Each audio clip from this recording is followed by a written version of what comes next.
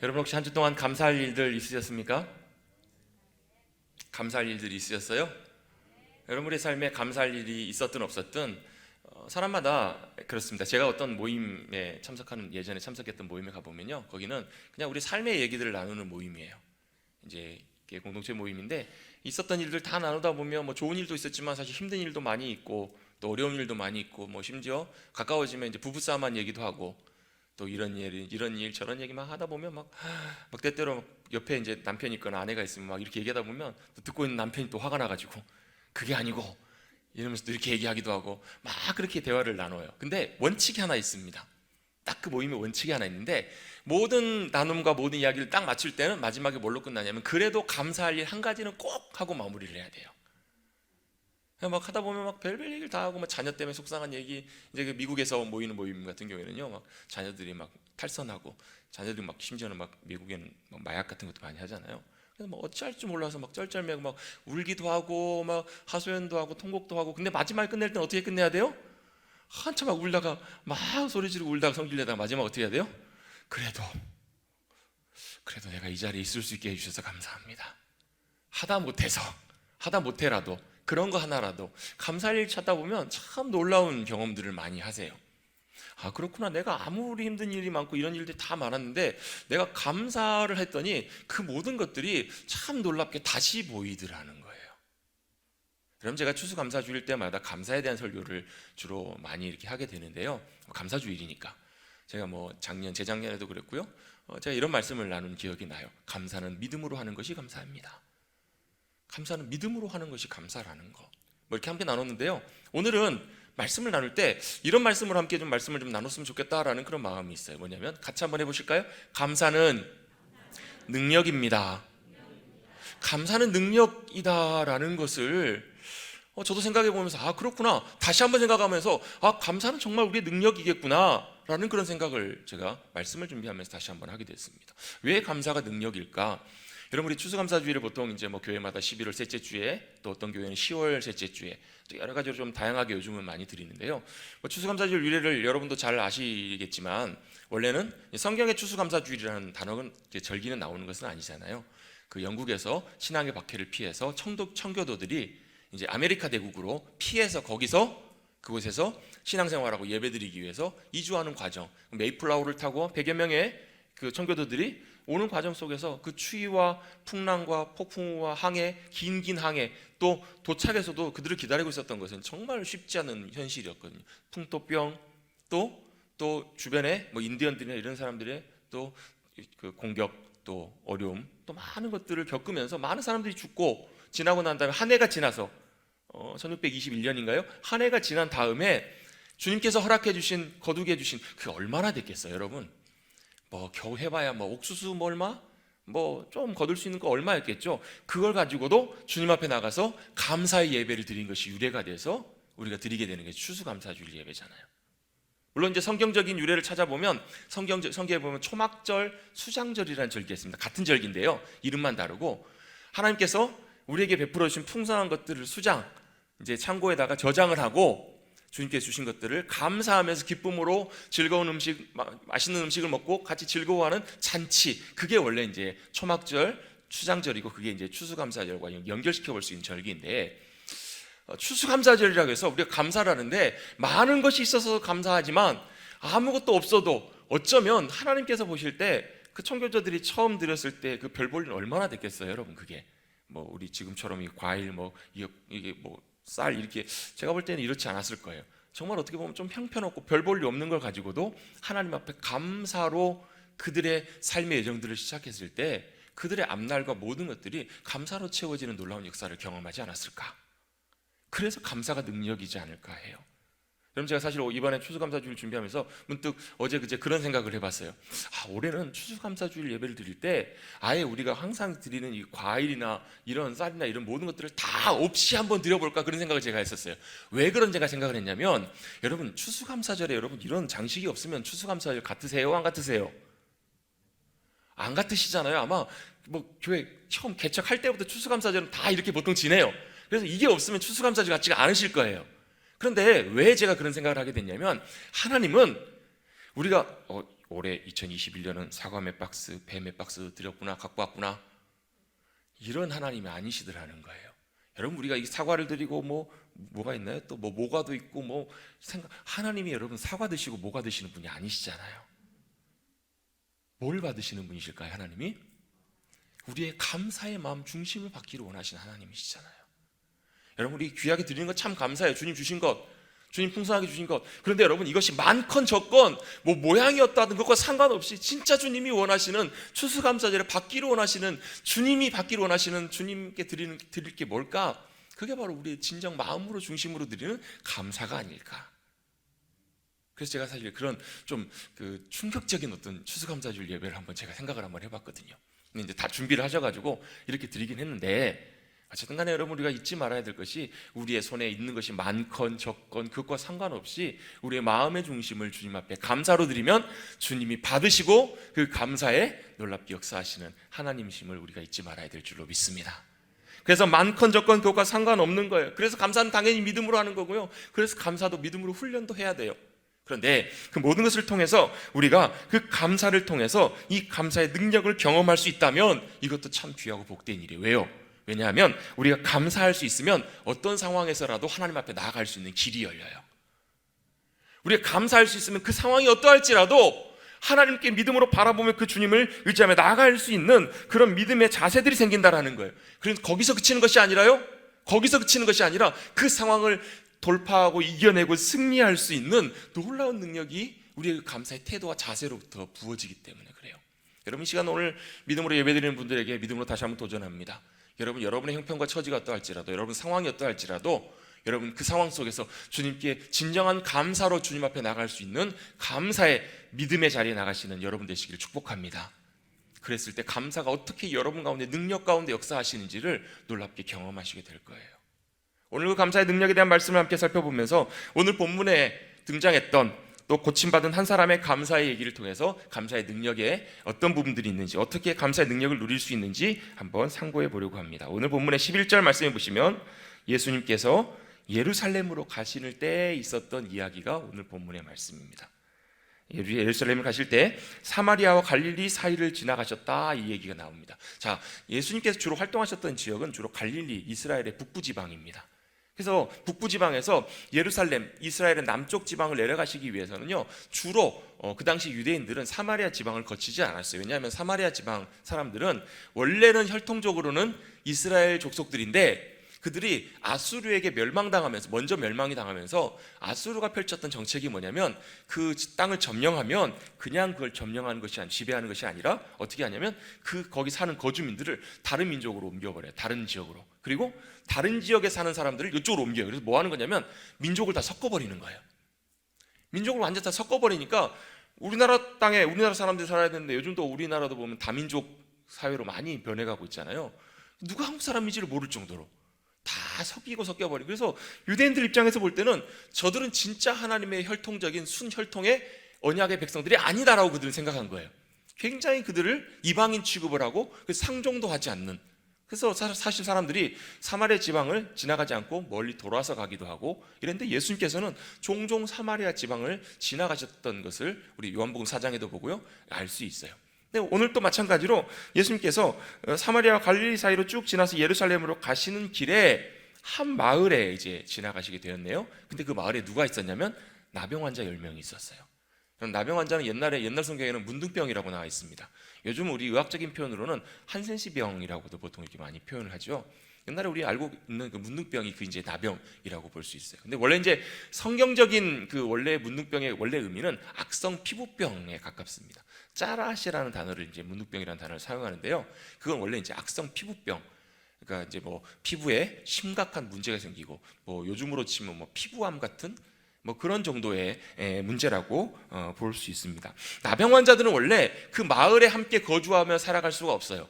여러분, 예수님 주변에는요 항상 많은 사람들이 있었던 거 아시죠? 예수님 가시는 곳마다 많은 사람들이 가요. 왜 예수님께 많은 사람들이 나갔냐면 자기들만의 문제가 다 있어서 예수님을 찾는 거예요. 어떤 사람은 못 걷는 사람, 어떤 사람은 이런 문제 생긴 사람, 아픈 사람, 중풍병자, 또 때때로 귀신 들린 사람, 앞 못 보는 사람, 못 듣는 사람, 이런 많은 병자들과 아픔과 문제가 있는 사람들이 누구에게 나가요? 예수님을 찾아서 예수님 앞에 나아가요. 그럼 예수님께서 그들을 고쳐주세요. 심지어는 나병도 고쳐주시고 못 보는 이도 보게 해주시고 못 걷는 자들도 걷게 해주시는 놀라운 기적과 능력을 그들에게 베풀어 주셨잖아요. 그런데 이 나병 환자들에게 있어서는 심각한 문제가 하나 있습니다. 뭐가 문제냐면 이 나병 환자들은 철저하게 격리 생활을 해야만 해요. 그래서 마을에도 함께 살아갈 수 없고요. 이 나병 환자들이 겪는 가장 큰 고통은 뭐 자기 살이 뭐 썩어 문드러져 가고 뭐 이런 것도 큰 고통이겠지만 그거는 뭐 느끼지는 못한다고 하시니까, 통증은 없다고 하시니까. 근데 뭐가 문제냐면 사랑하는 가족들과도 함께 할 수 없고요. 가족들로부터 버림받고요. 외면당해야 되고요. 사람들이 지나가면 사람들을 피해서 뭐라고 하냐면 나는 부정하다, 나는 부정하다고 하면서 빨리 사람들을 피해서 멀리 피해야만 했어요. 사람들이 가까이 오면 그들을 향해서 돌을 던지고 멀리 쫓아내는. 여러분, 그런 상황에 있는 나병 환자들이 사람들이 많이 모여있는 예수님께 그들이 갈 수 있었을까요? 없었을까요? 쉽게 예수님께 나갈 수 있는 기회가 없었을 거예요. 그런데 어쩌면 예수님께서 이 사마리아를 지나가신 이 지역에서 사람들이 한적한, 사람들이 많이 모이지 않는 이 상황 속에서 나병 환자들이 그 예수님의 소문을 듣고 예수님을 보게 된 거예요. 아마 그들도 그 땅에 그 당시에 예수님의 소문이 파다했으니까 예수님이 어떤 기적을 일으키시고 어떤 능력을 행하셨는지 아마 다 들으셨을 거예요. 자기들도 그런 병들을 예수님이시면 고치실 수 있지 않을까라고 생각을 했을까요? 안 했을까요? 생각을 했어요. 분명히 생각을 했어요. 왜요? 예수님이 명령하시니까, 말씀하시니까 그들은 제사장에게 보이라고 하시니까 그들 갔거든요. 만약에 그들이 예수님 믿지 않았으면 그들은 예수님 가라고 하시는데 가겠어요? 안 가겠어요? 아니, 나를 보고 고치고 손을 만지고 그래가지고 내가 지금 눈앞에 보여서 고쳐지면 아, 예수님 나를 고치셨구나라는 걸 알겠지. 그냥 제사장에게 가라고만 하시는데 아직 안 고쳐졌는데 가겠냐고요, 여러분. 여러분, 그들이 순종해서 갔다는 얘기는 그들도 예수님에 대한 믿음이 있었다는 얘기예요. 자신들을 고치실 수 있는 예수님에 대한 믿음의 고백들이, 믿음의 태도가, 믿음의 중심의 자세들이 그들에게도 사실 있었던 거예요. 근데 어떻게 보면 그들에게는 절호의 기회예요. 사람들도 예수님께 별로 많지 않으신 것 같아요. 예수님이 저 앞에 지나가세요. 그들이 이렇게 부르짖습니다. 뭐라고 부르짖죠? 13절입니다. 자, 12절에 보시면 한 마을에 들어가시니 나병 환자 10명이 예수를 만나 멀리 서서, 가까이 나오지도 못하는 거예요. 멀리 서서 뭐라고 부르는가? 13절 우리 같이 한번 읽어봅니다. 시작.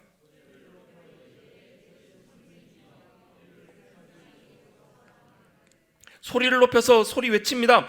예수, 뭐라고요? 선생님이요. 이 선생님은 존칭의 표현이에요. 예수님을 높여서 부르고 있어요. 예수 선생님, 예수 그리스도, 예수 주님 이렇게 부르는 것이 아니라 예수 선생님이라고 부르고 있어요. 왜요? 그들은 아직 예수님에 대해서 들었지 그들이 예수님이 어떤 분이신지를 정확하게 알지 못하는 거예요. 쉽게 요즘 표현으로 말하면 예수님을 아직 완전히 인격적으로 만나지 못한 거예요.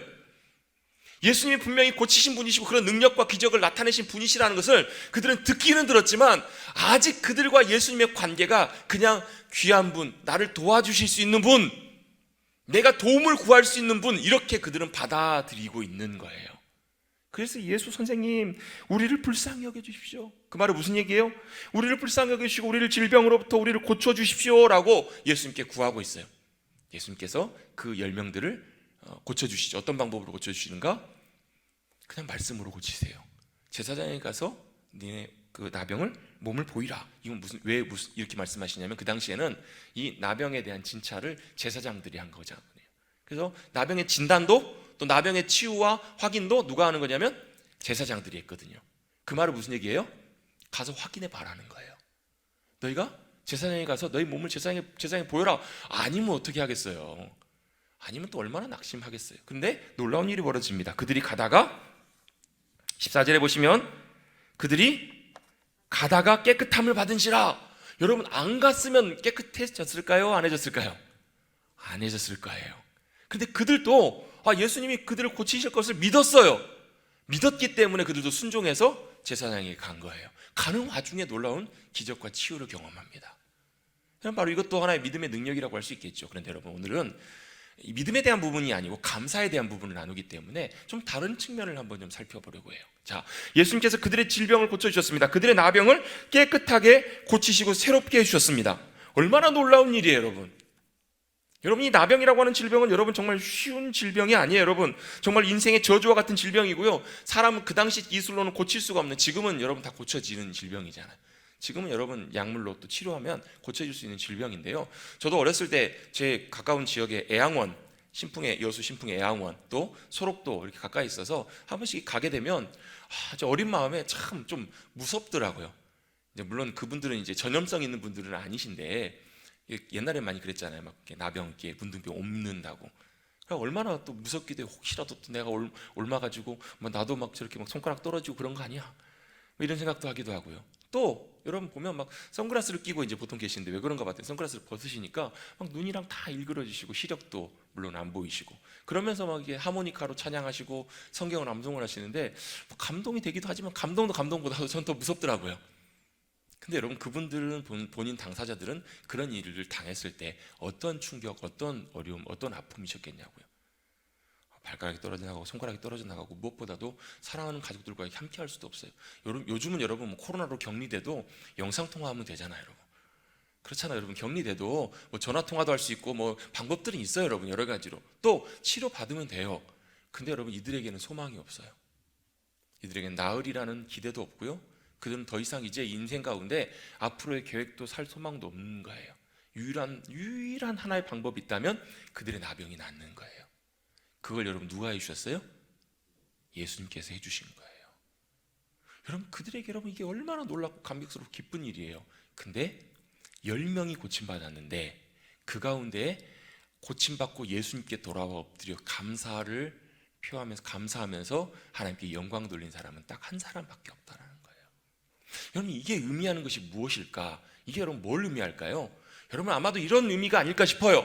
여러분 사람들이 그 나병 환자들이 여러분 그 나병 때문에 얼마나 고통받았어요. 그 고통받았던 그 문제가 해결된 거예요. 얼마나 기뻐하고 즐거워할 일이에요.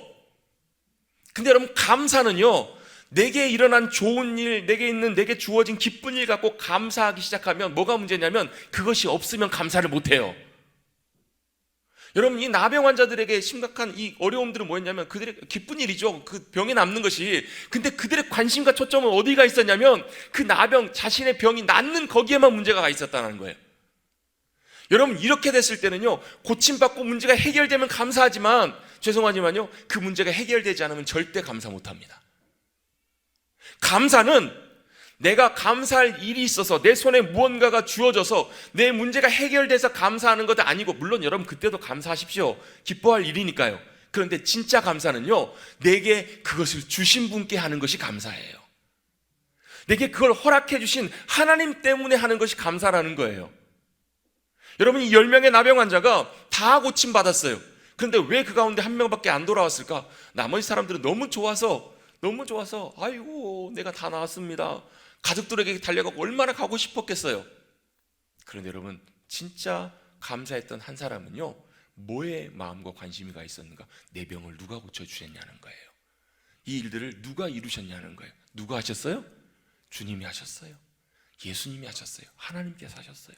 여러분 감사는요, 내게 문제가 해결되고 내가 나병이 낫고 내가 큰 심각한 문제가 해결되고 하고 안 하고의 문제가 아니라, 진짜 우리가 감사할 수 있는 이유는 그것 때문에 감사하는 것이 아니라 바로 그 일을 주시는 주님 때문에, 감사의 일들을 주실 주님 때문에 하는 것이 감사입니다.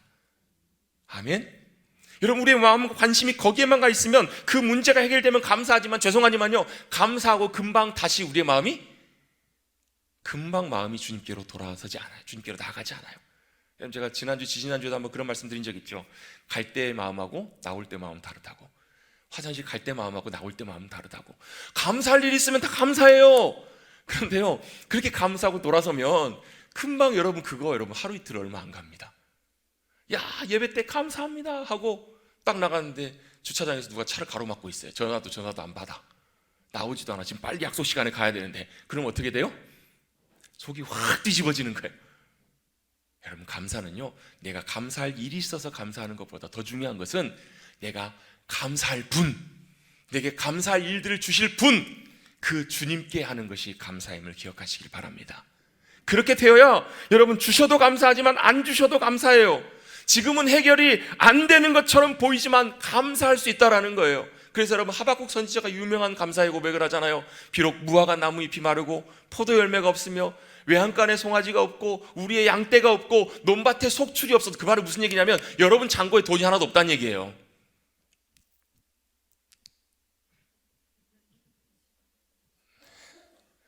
그런 걱정 안 하셔도 되셔서 그런지 모르겠지만 창고에 돈이 하나도 없고 여러분의 뜻대로 일되는 것이 하나도 없고 모든 것이 다 엉망진창이고 모든 것이 감당할 수 없는 상황이고 앞을 봐도 뒤를 봐도 소망이 없는 그런 상황 속에서도 하박국은 뭐라고 고백해요?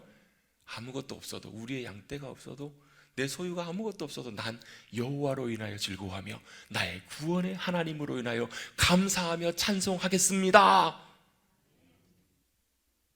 여러분, 그게 진짜 감사라는 거예요. 여러분, 내 손에 아무것도 없어도, 내 일대로 되지 않아도 그럼에도 불구하고 나의 기쁨이 되시며 구원이 되신 하나님. 저도 최근에 감사할 일이 있었는데요, 사실 그 일들이 저에게 그렇게 감사할 일이 아니었어요, 전혀. 근데 제가 감사했던 이유는 그거예요.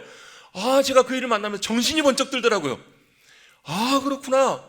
여러분, 제가 목회하면서도요, 죄송합니다, 제 얘기를 해서요, 제가 목회하면서도 제가 무슨 부귀 영화를 보려고 목회를 하겠어요? 아니면 죄송합니다, 어떤 목사님들 정말 열심히 목회하시는 분들 계시는데요, 저는 사실 제 목회의 어떤 성공, 제 목회 어떤 많이 잘 되는 거, 저 사실 그게 제 목회 목표가 아니거든요. 저는 믿음으로 고백하면서, 주님, 제 인생의 목표가 주님이십니다. 주님, 제 목회에 가장 중요한 것도 주님이십니다. 그래서 저는 할 수만 있다면 부족하지만 주님이 기뻐하시고 원하시고 기뻐하신 길들 따라가기를 원합니다. 여러분, 그렇게 따라가면요, 생각보다 여러분 쉽지 않더라고요. 제가 지나가 보니까요. 생각보다 오해도 많이 받고요, 생각보다 많은 어려움도 받고요. 여러분, 제가 목회하면서 여러분들에게 제가 인정받으려고 목회하는 것도 아니고요. 그 고백을 다시 주님 앞에 하게 되니까요, 그게 참 감사할 일이더라고요. 아무도 알아주는 사람 없어도, 아무도 저를 이해해주는 사람 없어도, 상황이 어떠할지라도 그거 상관없이, 그럼에도 불구하고 주님이 나를 사랑하시고 나를 기뻐하시는구나. 그 주님이 여전히 변치 않고 그곳에 계시는구나. 내가 세상의 모든 거 다 잃어버려도 나는 잃지 않을 한 분, 주님이 계시구나라는 것들이 다시금 선명하게 제게 깨달아지니까요, 그때 감사가 나오더라고요. 정말 감사가 나오는데 말할 수 없는 감사와 감격이 제 마음속에 부어지는 것을 경험하게 됐어요. 여러분, 진짜 감사는요, 하나님께서 내게 뭔가를 주셔서 병이 고쳐져서 감사한 것이 아니고, 진짜 감사는 그것을 이루시고 행하실 그 주님 때문에 하는 것이 감사임을 믿으시기를 주님의 이름으로 축복합니다. 그래서 여러분, 그 감사를 했던 하박국이 어떻게 나를 사슴과 같이 하사 나로 높은 곳에 다니게 해주십시오. 사슴이 뭐예요? 사슴은 얼마나 여러분 예쁘게 뛰어요. 얼마나 즐겁게 뛰어요. 그냥 뛰는 모습, 즐거운지 안 즐거운지 모르겠지만 뛰는 모습만 봐도 즐겁잖아요. 그리고 어디를요? 높은 곳에 다녀요. 여러분, 등산 좋아하시는 분들 아시겠지만, 저도 참 좋아하지만 지금은 잘 많이 못해요. 근데 산 밑을 걸어갈 때는 어떨 때는 진짜 힘들 때도 있어요. 내가 이것을 왜 하나, 내가 이 짓을 왜 하나 싶을 때도 있잖아요. 진짜 힘들고 내가 여기 왜 가나? 근데 어디 가보면 알아요? 정상에 가보면 알아요. 산 능선에 올라가서 하나님께서 만드신 아름다운 자연과 산을 쫙 바라보면 얼마나 감격스럽고 좋아요. 하나님께서 때때로 우리에게 힘든 그런 진흙탕 같은 그런 삶의 자리에 걸어가게 하실 때 우리를 사슴처럼 높은 곳에 다니게 하시면 그때 보인다라는 거예요. 너희가 여러 가지 시험을 만나거든. 제가 석 달 동안 설교했잖아요, 여러분.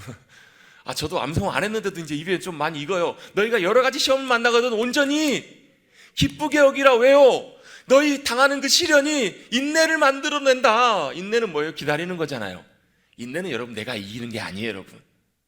저는 그 어떤 목사님 그걸 설명해 주시는데 참 제게 인상 깊게 지금도 남아있어요. 인내는 내가 기다리고 버티는 거지, 내가 감당하고 이겨낼 수 없는 무게가 나를 누를 때 내가 그걸 이겨내는 것이 인내가 아니고요, 기다리는 거예요. 언제까지요? 그걸 옮겨주실 수 있는 분이 옮겨주실 때까지. 그게 인내더라는 거예요. 그 인내가 목적이 뭔가? 우리를 온전하고 구비하여 조금도 부족함이 없는 귀한 모습으로 만들어내시려고. 여러분 가운데 혹시라도 하나님께서 시험과 같은 큰 어려움을 주셨습니까? 감사할 일이 하나도 없으십니까? 감사하십시오. 왜요? 하나님이 여러분 사랑하신다는 증거예요. 여러분을 더 귀하게 믿음 가운데 빚어가시는 거예요. 아름답게 만들어 가시는 거예요. 그래서 뭐 하라고요? 여러분, 그래서 야고보서는요, 그 다음에 바로 이어서 뭐라고 하냐면, 너희 중에 지혜가 부족하거든 후히 주시고 꾸짖지 아니하신 하나님께 구하라. 그 지혜는 여러분 그냥 똑똑한 게 지혜가 아니에요. 하늘의 지혜예요. 하나님의 생각과 뜻을 아는 것이고요, 지혜만 그치는 것이 아니라 하늘의 능력, 하늘의 은혜, 하늘의 공급해 주시는 힘과 모든 것들을 구하라는 거예요. 아멘. 그러면 후히 주시고 꾸짖지 아니하시고 우리 가운데 채우신다. 또요, 우리 마지막에 야고보서를 마치면서 어떻게 마쳤어요? 너희 중에 고난당하는 자가 있느냐? 너희는 기도할 것이요 그들은 기도할 것이요 너희 중에 즐거워하는 자가 있느냐? 찬송할지라. 여러분 고난당하신 분 계십니까? 기도하고 찬송하십시오. 즐거운 일 있으십니까? 찬송하고 기도하십시오. 그래서 여러분 항상 기뻐하고 쉬지 말고 기도하고 범사에 감사하라는 말씀이 사실 이런 의미가 있잖아요. 너희 중에 병든 자가 있느냐? 교회 장로들을 청하여서 기름을 바르고 기도할지라. 기름 받는다는 것은 여러분 뭐 식용유를 의미하는 게 아니고요. 그 당시에는 이제 감람유가 치료제로도 쓰였기 때문에 치료도 같이 하면서 기도하라는 의미로도 볼 수 있어요. 또 한편으로는 성령님의 기름 부으심을 의미하기도 해요. 그랬을 때 의인의 간구는 역사하는 힘이 많으니라. 그래서 저는 여러분 치유에 대한 기도는 포기하지 않고 기도해요. 왜요? 고치시는 분 주님이시니까. 기도하라는 거예요. 믿음으로 기도하며 나갈 때 그 시련의 의미가, 우리가 당하는 그 시험의 의미가 그것이 단순히 시험이 아니라는 것을 깨닫게 해주세요. 여러분 저도요 목사지만요, 저도 똑같이 그런 일을 당하면요 여러분 쉽지 않아요. 너희 중에 시험 당한 주가 있느냐? 기뻐하라. 안 기뻐해져요 여러분. 그런데 여러분 우리가 감사의 능력과 의미를 알기 시작하고, 그럼에도 불구하고 여전히 일하시는 주님, 주셔도 안 주셔도 여전히 역사하시고 행하시는 그 주님 앞에 감사할 수 있으면 시험 가운데서도 기뻐할 수 있을 줄로 믿습니다. 그것이 바로 중요한 의미예요. 왜 9명은 다 어디 가버렸을까? 그 9명은요 주님께 관심이 있었던 것이 아니라 그들의 문제와 현실에만 관심이 있었던 거예요. 여러분 우리의 문제와 현실에만 우리의 눈이 가 있으면 절대 감사 못합니다. 여러분 믿음의 눈을 드십시다. 아멘. 제가 종종 자주 말씀드리잖아요. 위로 들어보시라고요. 천장밖에 안 보이지만 하늘의 주님을 보시자고요. 내 손에 주시는 것 없는 것처럼 보여도 그 주님은 한 번의 실수도 없이 가장 우리의 모든 상황을 아시고 모든 것들을 채우시고 인도해 주시는 주님이심을 우리가 믿고 감사할 수 있을 줄로 믿습니다. 그래서 여러분, 그래서 믿음의 결과가 감사입니다. 믿음의 열매가 바로 감사라는 거예요. 10명이 제사장에 가다가 병을 다 치유받았어요. 그런데 한 사람만 주님 앞에 나와서 영광 돌리며 주님 앞에 엎드렸습니다. 여러분 엎드린다는 말은 무슨 의미냐면요, 내 주님이라는 거예요. 그 이전에는 선생님, 예수님, 귀한 분, 그들의 도움을 주실 수 있는 분이었는데 이제는 그 한 사람에게는 그 주님은 이제는 그 진짜 자기의 주님이 된 거예요. 베드로가 여러분 고기를 낚다가 아무것도 못 잡다가 예수님의 말씀에 순종해서 그물이 찢어질 만큼 많은 고기를 낚아요. 그렇죠? 그때 베드로가 어떻게 행동해요? 예수님 앞에 와서 엎드려요. 주님, 나를 떠나소서, 내가 죄인입니다. 그게 무슨 의미예요 여러분? 뭘 의미하는 거죠 여러분? 주님, 제가 죄인입니다. 주님, 저를 떠나지 마시고 저를 붙잡아 주세요. 저와 함께 해주세요. 여러분 10명 중에서 딱 한 사람만 이런 사람이 있었던 거예요. 여러분 저는 이 말씀을 준비하면서 그런 생각이 들더라고요. 우리 믿음의 백성들도 하나님의 은혜를 입고 믿음으로 주님 따라가면서도 어찌 보면 이렇게 그 주님 앞에 엎드려서 내 주님 감사합니다라고 영광 돌리며 엎드릴 수 있는 사람이 어쩌면 10명 중에 1명밖에 되지 않을까? 그런 생각이 들더라고요 여러분. 여러분 우리의 감사의 목적과 중요한 이유는 바로 그 주님이 내 주님이시기 때문에 믿음으로 고백하는 거예요. 내 일들이 해결돼서가 아니라, 내 문제가 바뀌어서가 아니라 진짜 그 주님을 만나는 거예요.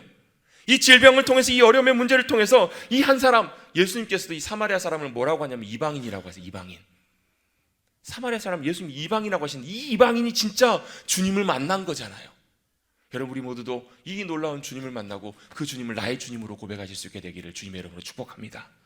이게 바로 진짜 믿음이고 감사라는 거예요. 그 사람만이 엎드려서 감사해요. 예수님께서 네가 진짜 구원받은 사람이고 네가 진짜 치유받은 사람이라는 거예요. 여러분 저와 여러분이 모두가 다 치유가 필요합니다. 여러분 여기서 나오는 나병 환자가 10명이잖아요. 성경에서 숫자가 갖고 있는 의미가 굉장히 좀 중요하게 사용되는 경우가 많아요. 상징적으로 많이 쓰여요. 3이라는 숫자도 중요하고 4라는 숫자도 중요하고 7이라는 숫자도 중요하고 8이라는 숫자 다 중요하네요. 근데 열이라는 숫자가 의미하는 것이 어떤 의미가 또 있냐면 모두라는 의미도 있어요. 모든 것을 다 포함한. 그 말은 무슨 얘기냐면 이 나병 환자가 이 누가복음 쓸 때 한 사람, 두 사람, 세 사람, 네 사람, 다섯 사람, 10사람, 오케이 10명 이렇게 썼을 수도 있어요. 10명 진짜 10명일 수도 있지만 이 함축적인 의미를 좀 들여다보면 모두를 다 포함할 수도 있어요. 모두가 다 나병 환자라는 거예요. 저와 여러분이 다 나병 환자. 여러분 나병은 제가 아까 잠깐 말씀드린 것처럼 병이 밖으로 나오는 거예요. 옛날 사람들도 암 환자가 있었겠죠. 근데 그들이 아파서 죽으면서도 왜 죽는지 몰라요. 지금 그때 뭐 CT가 있었겠어요, MRI가 있었겠어요. 지금이야 다 확인되지만 그들이 유일하게 알 수 있는 방법은 바로 뭐예요?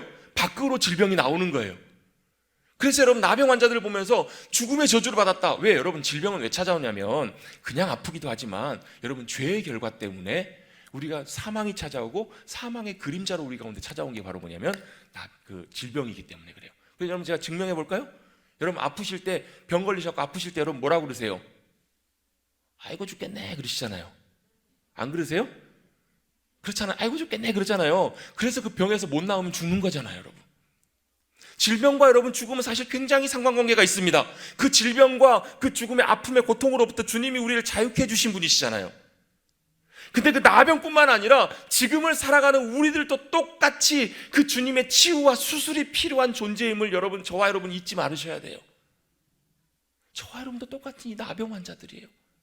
그 주님이 우리를 고치세요. 때때로 어떨 때는요, 여러분 수술도 하세요.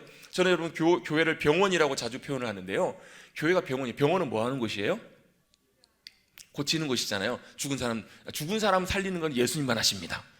죽은 영혼을 예수님 믿고 거듭나게 하세요. 여러분 이 가운데 계신 모든 분들은 여러분 예수님을 나의 구주로 믿고 거듭나셔서 영원한 구원과 생명을 누리시는, 여러분 영원히 살아나시는 은혜를 누리시기를 축복합니다.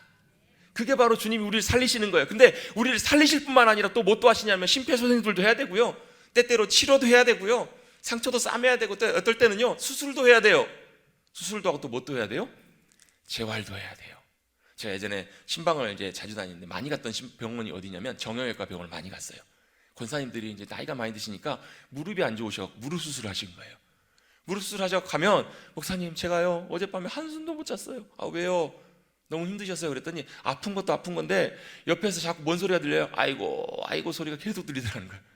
주변에 다 수술하신 분들이 누워 계시니까 밤새도록 아이고 아이고 소리가 들리니까 그것 때문에 잠을 못 주무시겠더라는 거예요. 아 너무 힘들어하세요. 근데 그게 다가 아니잖아요. 또 뭘 해야 돼요? 재활을 해야 돼요. 꺾기. 무릎 수술하시면 이제 무릎 재활할 때 꺾어야 되잖아요. 근데 그것도 얼마나 고통스러워 하시는지 병원에 신방 가면 그 권사님들이 그렇게 얘기하세요. 목사님 제가 이 나이에 무슨 부귀영화를 보려고 이 고생을 하는지 모르겠다고. 내가 이럴 줄 알았으면 수술 안 하고 말지, 내가 괜히 수술해가지고 이 고생을 하고 그런다고 너무너무 후회한다고 그 얘기를 너무너무 저한테 많이 하세요. 근데요 그분들이 재활 잘 하시고 회복 잘 되신 분들은요 6개월 1년 지나면 날아다니시더라고요. 아무것도 없이 날아다니세요. 그럼 그게 의미하는 게 뭐예요? 여러분 수술은 고통스러워요. 수술은 쉽지 않아요. 여러분 저도 그걸 경험해 봐서 알아요. 저와 여러분의 영혼을 하나님께서 만지시고 고치실 때, 수술하실 때 그게 진짜 고통스럽고 차라리 죽는 게 낫다 싶을 정도로 쉽진 않아요. 그런데 여러분 그 수술하시는 목적과 이유는 뭐냐면 하나님께서 우리를 살리시고 복되게 하시려고 하시는 거예요. 제가 지난주에 운전하다가 갑자기 그런 생각이 들어요. 하나님이 우리를 수술하시는데 뭘 하시냐면 마치 로봇 외형이 있는데 그게 오래됐어요. 그래서 그것을 새로운 부품으로 기계로 안에 것을 싹 바꿨어요. 그러면 작동할 때는 뭘로 작동해요? 완전히 새 기계처럼 작동하잖아요. 아, 하나님께서 우리를 그렇게 바꾸기를 원하시는구나. 여러분 저와 여러분이 구원받고 하나님의 백성 됐다고 해서요 얼굴이 천사처럼 바뀌시는가요? 여러분 저와 여러분 예수님 믿고 영광스러운 모습으로 변화돼서 제 얼굴이 여러분 뭐 차인표처럼 뭐 조인성처럼 변화되든가요? 아니에요. 여러분 저와 여러분의 외모와 모습은 별로 달라지진 않아요. 근데 주님이 진짜 원하시는 건 뭐냐면 저와 여러분의 속사람을 천국 백성으로 수술시켜서 바꾸기를 원하시는 거예요. 완전히 안에 있는 것들을 그냥 만지시는 것이 아니라 바꿔버리시는 거예요. 그게 여러분 쉽지는 않잖아요. 그런데 하나님은 우리의 생각을, 우리의 말을, 우리의 태도를, 우리의 가치관을, 우리의 모든 것 하나하나를 주님께서 다 하나님의 나라의 백성으로 다 수술하고 바꾸기를 원하시는 하나님이세요. 그래서 저와 여러분 우리 모두에게는 주님의 치유와 고치심과 주님의 바꾸시는 변화의 능력이 필요한 거예요. 여러분 제가 어제 기사를 보는데 그런 기사가 나왔어요. 한 애기 엄마가 아기가 아파가지고 밤새 열이 너무 나니까 너무너무 어찌할지를 몰라가지고 응급실을 가려고 새벽 이른 시간에 7시도 안 된 시간에 차를 몰고 가다가 옆에 지나가는 차를 살짝 부딪혀가지고 접촉사고가 났어요. 여러분 아기 때문에도 우리 아기들 막 열나면 막 엄마들 정신이 하나도 없잖아요. 막 그 와중에 사고까지 나니까 얼마나 마음이 그랬겠어요. 막 나가가지고 어떻게 하면서 괜찮으세요? 막 차도 보고 있는데 거기서 차에서 딱 내린 중년의 여성분이 어떻게 하셨냐면 그 얘기를 듣고 아기 엄마를 꼭 안아주더라는 거예요. 아기를 꼭 안아주면서 괜찮다고, 빨리 지금 아기 먼저 병원 빨리 가라고, 이 차 괜찮으니까 뭐 신경 쓰지 말고 빨리 먼저 가서 아기 먼저 하라고 꼭 안아주면서 괜찮을 거라고 이렇게 다독거리면서 그 엄마를 먼저 보내는 장면이 블랙박스에 찍혀서 그 블랙박스 영상을 나중에 남편이 보고 애기 아빠가 보고 막 그걸 보면서 울었다는 거예요. 저는 그 기사를 보면서요, 저는 문득 이런 생각을 했어요. 저도 참 마음이 참 뭉클하더라고요. 여러분, 그분이 교회 다니시는 분인지 아닌지는 알 수는 없어요. 다만 우리의 속사람이 천국의 하나님의 나라의 백성의 모습으로 변화되고 수술되고 바뀐다면 최소한 그런 여유, 그러한 배려, 그러한 사랑의 섬김, 그러한 이해, 그러한 행동들로 감싸 안을 수 있는 천국 백성의 향기를 나타내는 사람이면 좋지 않을까 하는 그런 생각이 저는 마음속에 들더라고요. 여러분, 하나님께서는 그것을 위해서 우리를 고치시고 바꾸기를 원하세요. 수술하기를 원하세요. 쉽진 않지만 여러분, 주님 만지시고 고치실 때, 수술하실 때 여러분 그 몸에 잘 맡겨서 수술 잘 받고 하나님 나라의 귀한 백성으로 완전하게 끝까지 변화되는 저와 여러분 되시기를 주님의 이름으로 축복합니다. 그 고백의 마지막 완성이 뭐예요? 감사라는 거예요. 여러분, 이 10명 중에 한 사람만이 주님 앞에 감사합니다. 그리고 하나님 앞에, 주님 앞에 엎드리는 모습을 보면서 주님이 너만 하나님께 영광 돌리고 돌아온 자가 너뿐이냐? 일어나 가라, 내 믿음이 너를 구원하였느니라 라고 말씀하고 계세요. 여러분, 10명 중에 9명 되지 마시고 10명 중에 한 사람으로 주님 앞에 나올 수 있는 저와 여러분 되시기를 주님의 이름으로 축복합니다. 시간이 많이 갔지만 마지막 말씀 나누고 마치기를 원합니다. 제가 얼마 전에, 며칠 전에 친한 목사님하고 대화를 하다가 그 목사님이 최근에 장애우들하고 함께 좀 생활을 하시고 일하시고 이런 시간들을 보내셨대요. 그러면서 그런 얘기를 하세요. 장애우들 보니까 나이는 뭐 3, 40인데 수준이 초등학교 2, 3학년이더라는 거예요. 그래서 처음에는 힘드셨는데 초등학교 2학년, 3학년 대하는 것처럼 대하니까 또 굉장히 잘 통하고 잘 어울리더라는 거예요. 그러면서 하신 얘기가 그 장애인들이나 그 지적 장애인들이나 일반 사람들이나 별로 차이가 없더라는 거예요. 정상 범주를 벗어나서 그렇지, 여러분, 그러면서 하신 얘기가 생물학적으로나 유전학적으로 우리 모두도 다 정상인 것 같지만 정상 범주 안에 있지만 실제로는 다 결함이 있고 실제로는 장애가 있고 다 문제가 있고 다 있다라는 거예요. 그럼 한번 고백해 주십시오. 나도 장애인입니다. 여러분, 건강할지 몰라도 영적으로는 다 그럴 수 있다라는 거예요. 여러분, 다 똑같은 장애예요. 그러면서 하신 얘기가 그거예요. 장애는 다 이유가 있다라는 거예요. 여러분, 예수님께서도 그런 일이 있잖아요. 제자들이 저 사람이 못 걷는 것이, 태어나서 못 걷는 것이 저 사람의 죄입니까? 부모의 죄입니까? 왜냐하면 그런 인식이 있었기 때문에. 그때 예수님 뭐라고 말씀하세요? 저 사람이 저런 것은, 저 장애와 아픔은 하나님의 영광을 위한 것이다. 하나님의 영광을 위한 일이라고 주님 말씀하세요. 아픈 거요? 질병 때문에 고통받는 거요? 뭐 때문이라고요? 하나님의 영광을 위한 일이라고요. 하나님이 고치시기 위해서, 또 고치시지 않으셔도 더 놀랍게 역사하시기 위해서 하나님의 예비하심과 계획이 그 안에 있다라는 것을 여러분, 우리는 잊지 말아야 될 줄로 믿습니다. 그렇다면 고침받아도 감사하고 고침받지 못할지라도 감사할 수 있는 거예요. 그래서 감사는 능력입니다. 저도 감사하면서요, 감사할 수 있었더니 감당 못할 일이 없겠더라고요. 내가 감사할 수 있으면 상관없이, 감사할 일이 있건 없건 내가 감사할 수 있으면 그 모든 일들을 감당하고 기쁨 가운데 나아갈 수 있게 되더라고요. 여러분, 감사하십시다. 주님 때문에 감사하셔서 그 감사의 능력을 누리시고 우리에 있는 형편과 처지가 어떠할지라도 더 주님 앞에 가까이 나가 주님을 만나고 그 주님을 나의 주님으로 모시고 믿음 가운데 주님과 동행하며 승리하며 나가시는 천국 백성들, 저와 여러분 우리 모두가 되시기를 다시 한번 주님의 이름으로 축복합니다. 기도하겠습니다. 하나님 아버지, 감사합니다. 오늘 2021년 아직도 코로나가 끝나지 않는 이 시점에 한 해를 보내며 하나님 앞에 추수감사절 예배를 드리게 하여 주셔서 감사를 드립니다. 감사할 것들이 있건 없건 그것과 상관없이 내 손에 쥐어진 것이 아니라 감사할 대상 주님 때문에 감사하게 하여 주시고 끝까지 믿음으로 감사해서 감사의 능력을 맛보며 누리며 승리하는 주님의 귀한 백성들, 하나님의 나라의 귀한 자녀들 우리 모두가 되게 하여 주시옵소서. 주님께서 놀라운 감사의 은혜들을 우리 머릿돌 교회 가운데 풍성하게 해주시고 우리 한 사람 한 사람을 천국 백성으로 변화시키시고 바꾸시고 고치시고 회복해 주실 것을 믿사오며 이 모든 말씀 거룩하신 예수님의 이름으로 간절히 기도드리옵나이다. 아멘.